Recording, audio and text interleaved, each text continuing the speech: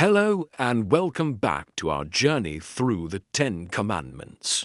Today, we arrive at a commandment that is profoundly simple in its wording, yet incredibly deep in its meaning. The Sixth Commandment, as recorded in Exodus chapter 20 verse 13, it says, "You shall not murder."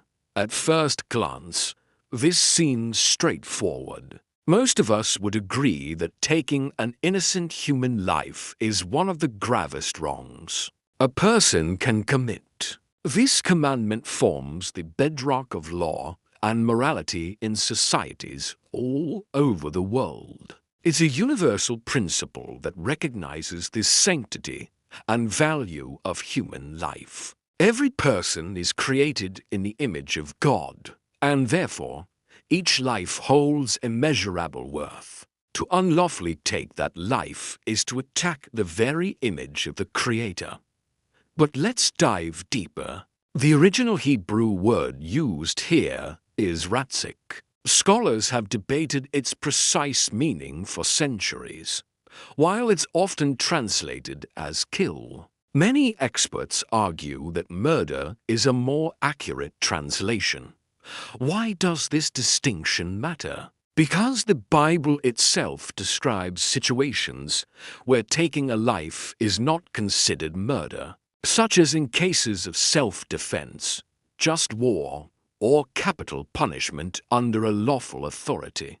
So, ratzik specifically refers to the premeditated, malicious, or unjust taking of an innocent human life. It's about the intent of the heart. This brings us to the teachings of Jesus in the New Testament. In the Sermon on the Mount, found in the Gospel of Matthew, Jesus expands on this commandment, showing us that its spirit goes far beyond the physical act of murder. He says that anyone who is angry with a brother or sister will be subject to judgment. He even equates calling someone a fool with being in danger of the fire of hell. What is Jesus teaching us here? He's revealing that murder doesn't begin with the hands. It begins in the heart. Unchecked anger, hatred, contempt, and bitterness are the seeds from which the act of murder can grow. When we hold onto these destructive emotions, we are, in a spiritual sense, violating the essence of the Sixth Commandment. We are devaluing another person made in God's image, even if we never lift a finger against them. This is a challenging truth. It calls us to examine our own hearts.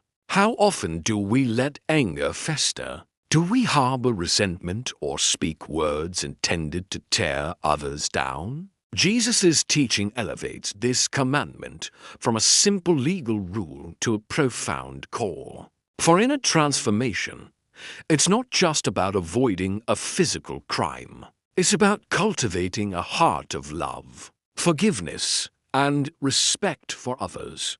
So, how do we live out this commandment today? It starts by guarding our hearts when feelings of anger or bitterness arise. We must bring them before God and ask for His help to replace them with peace and forgiveness. It means choosing our words carefully, speaking in ways that build others up rather than tear them down. It means actively valuing every single person we meet, recognizing their inherent dignity as a bearer of God's image. Practically, this looks like resolving conflicts peacefully instead of letting them escalate. It means standing up for the vulnerable and defending the innocent. It's about promoting a culture of life where every individual, from the unborn to the elderly, is cherished and protected. Living out the Sixth Commandment is about more than just not murdering.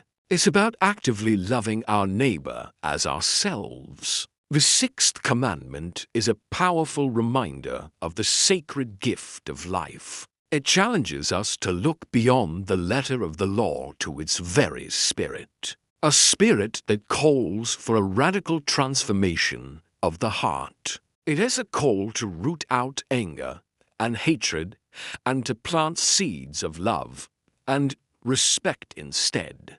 By doing so, we not only honor God, but also help build a world that more closely reflects His kingdom. Thank you for joining me today.